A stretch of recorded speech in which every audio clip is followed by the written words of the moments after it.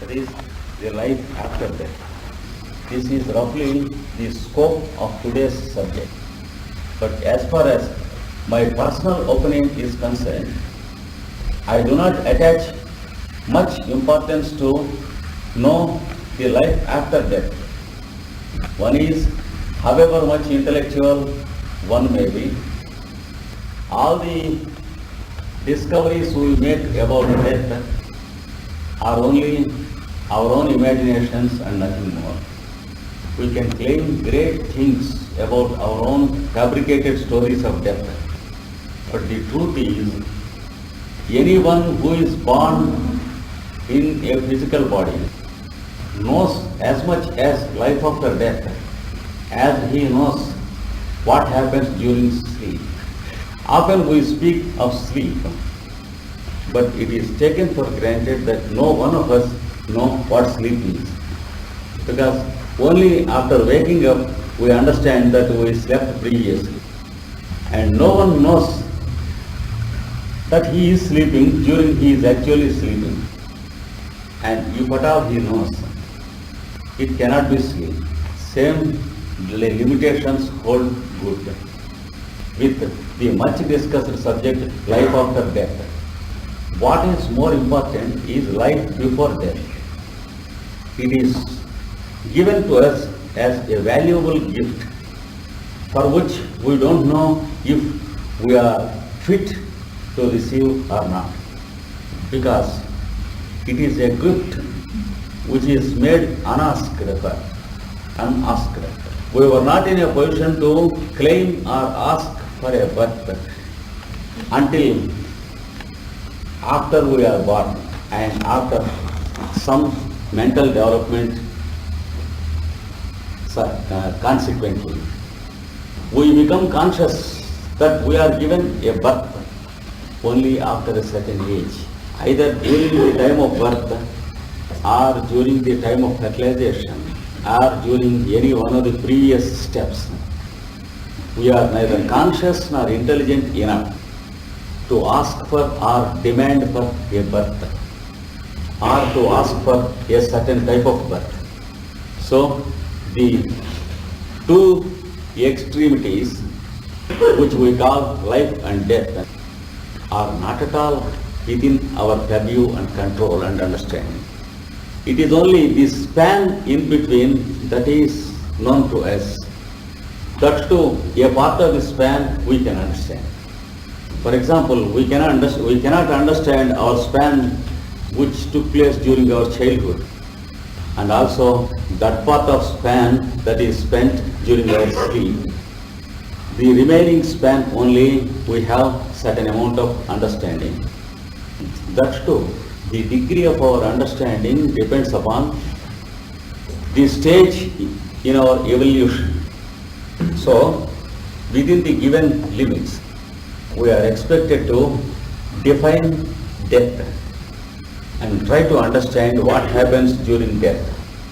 One thing is certain, that almost all living beings are conditioned by death. The more mentally developed the species is, the more death conditioned it lives.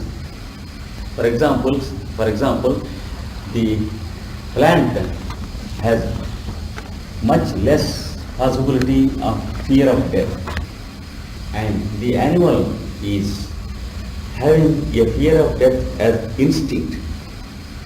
The lower in evolution the animal is, the less will be the degree of death conditioned mind.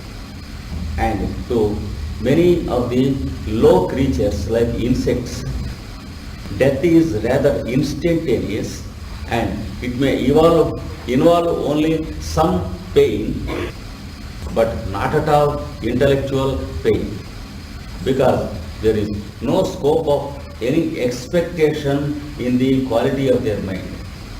In some advanced species of animals, a certain amount of fear of death exists, but it exists only as an instinct, and it is not at all intellectualized in any species of animals. For that reason, it helps those animals to protect themselves from dangers. It never interferes with the quality of mind. That is, it can never be projected into the future by the animal.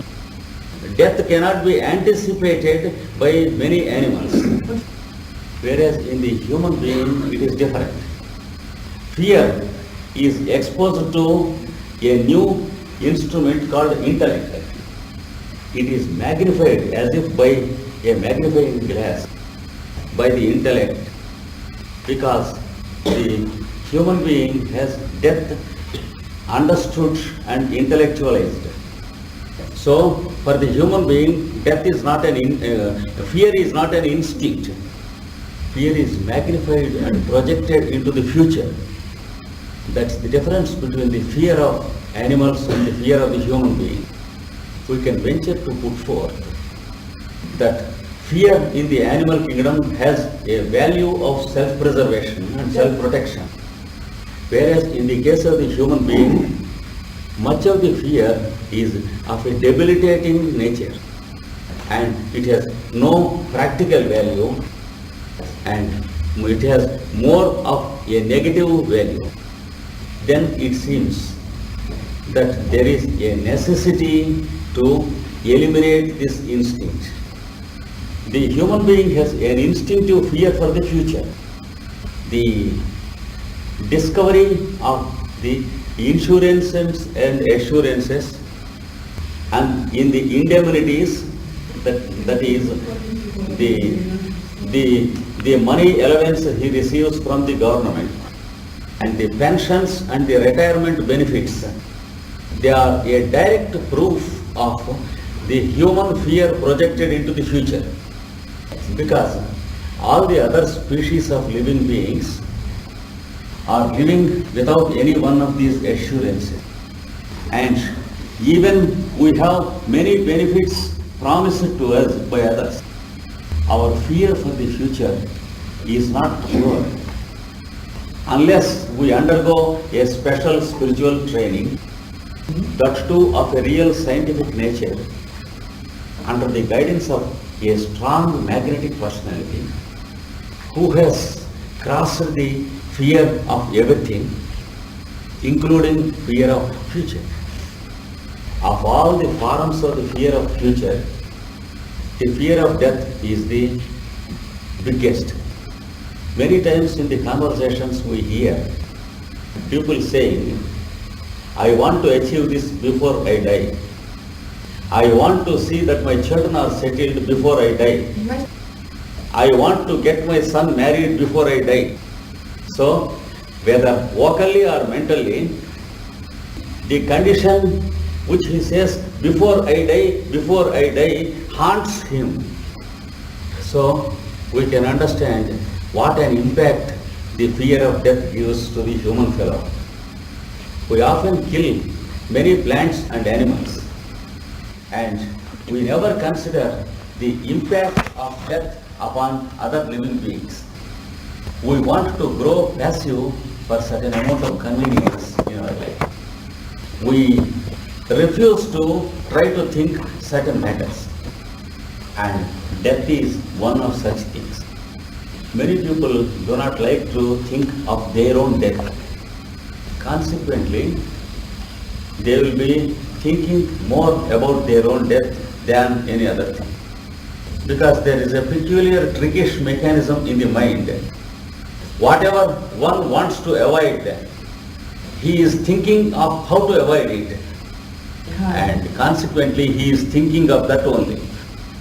The more we try to avoid to think something, the more we think of it. This peculiarity also should be known and mastered before we can be free from the fear of death. A proper understanding of death and its role in creation will gradually reduce our fear of death.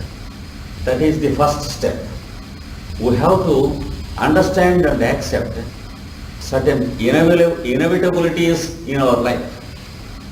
For example, man-made inevitabilities and natural inevitabilities.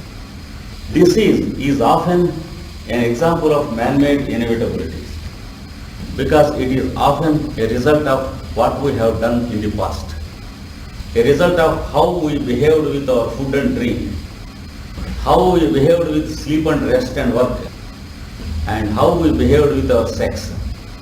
Always disease is a result of one of these things, and we can call it the result of man-made things, a man-made inevitability. There are natural inevitabilities. For example, old age. As we advance in years, we have to accept the shortcomings of old age. However carefully we may preserve our physical and mental vehicles, and however careful we are about our food, drink, etc., and however we are careful about medication of the body, etc. The approach of old age is quite natural. Death is another such inevitability. Birth is another such inevitability.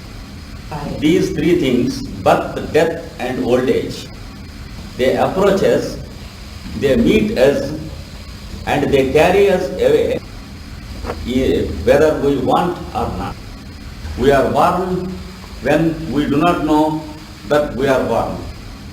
We become old even though we don't want to become old. And we enter into death though we don't like it. So first of all, we should prepare our mind to accept the inevitability of these three things.